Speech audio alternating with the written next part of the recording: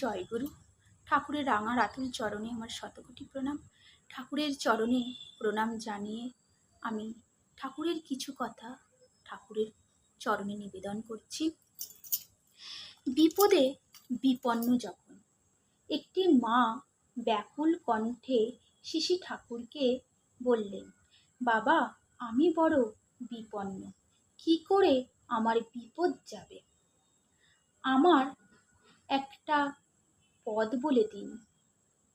শিশি ঠাকুর গভীর সমবেদনা ভরে বললেন, কি আর করবি মা, প্রাণ ভরে ভগবানকে ডাক, ভগবানের নাম কর।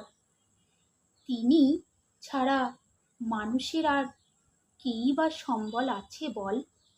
ভগবান ছাড়া আর যা কিছুর উপর মানুষ নির্ভর করতে যাক, সবই একে একে ছুটে যায়, কোনোটাই টেকসই হয় না। তাকে যে ভালোবেসে সম্পদে বিপদে যে কখনো তাকে ভোলে না, সে কিন্তু ঘাবড়ায় কম। তাকে লোকে কয় বিপদ বারণ।